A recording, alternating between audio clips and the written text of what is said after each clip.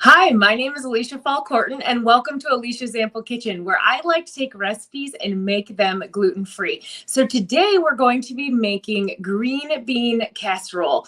I love this dish for the holidays, but it's hard to find those crispy onions to go on the top. They do make a gluten-free version, but they're not always easy to find. So today we're going to do a little twist to it, and it's just as tasty, if not better, okay? So first we're going to start with, I just have some frozen green beans. I heated them up for about half the allotted time. You can use fresh, you can use canned. Be careful with the frozen ones if they've added anything. Sometimes they'll add sauces or butters, additives that might not be gluten-free, but this is just plain Jane frozen green beans. So I'm going to pop them into my enameled cast iron dish over here, like so.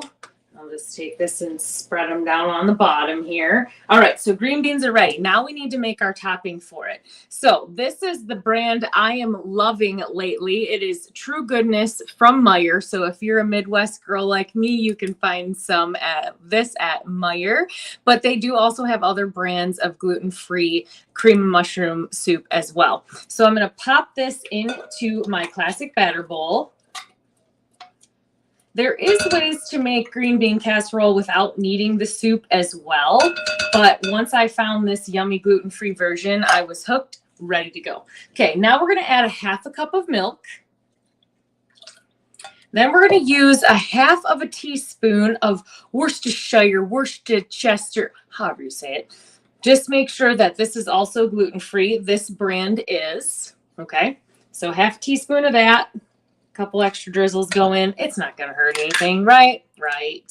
Then we're going to add some salt and pepper, just a bit, about 1/4 of a teaspoon. I just do a few little twists and that works for me. And then this is also a part where you could add some finely diced onions. But since I'm making the topping with real onions and not the fried, I don't want to add any more onion to it. So I'm just going to keep it like this. So I'm going to take my little sauce whisk here and whisk this all around, making sure it's nice and combined. I love this handy little sauce whisk. This is perfect for making sauces and gravies right on the stove top as well, because the bottom is actually coated with a silicone, so it won't hit or hurt your non-stick cookware. So there we go. So this is ready to go now. I'm going to pop this down over here, and I'm going to pour this right over top. Let me move my pan over so you can see what's going on a little bit better. I kind of had to do a different setup today whenever I use my stove and oven. All right, so I'm going to pour this right over top. Perfect. I'm going to grab my mini spatula scraper back out to get all that goodie out of the classic batter bowl. There we go. Just kind of make sure it's nice and evenly coated. Now, I'm going to pop this into my oven. We're going to cook it for a total of 20 to 25 minutes, but I'm actually going to take it out the last couple of minutes, add the fried onions, and then put it back in to finish it off. So let me pop this down into my preheated oven. It is at 350 degrees. Like I said, about 20-25 minutes, all right? Now, let's make that topping. So first I'm going to just take one of my little pans. Now, if you're making a bigger dish than what I have, you can definitely use a bigger pan for this. I'm going to pour a little bit of olive oil into the bottom. Well, maybe more like a little lot-ish. Try to get that crispy onion flavor, okay? And we're going to let this heat up just for a quick second. So, as always, if you put recipe down in the comments, I will make sure to get that to you after the live is over.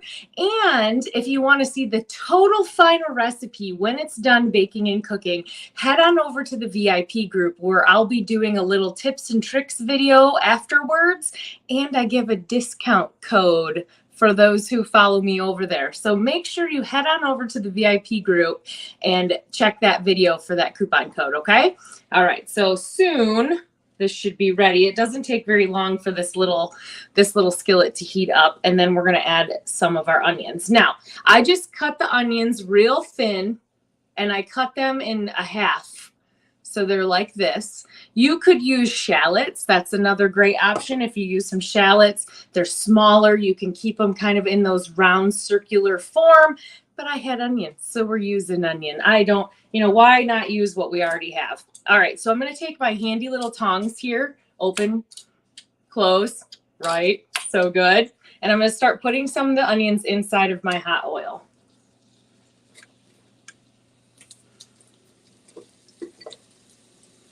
Listen to that sizzle. Break them up a little bit while I'm putting them in. Now, there is some recipes that you can actually add some gluten-free flour to this mix too to kind of give it that coating.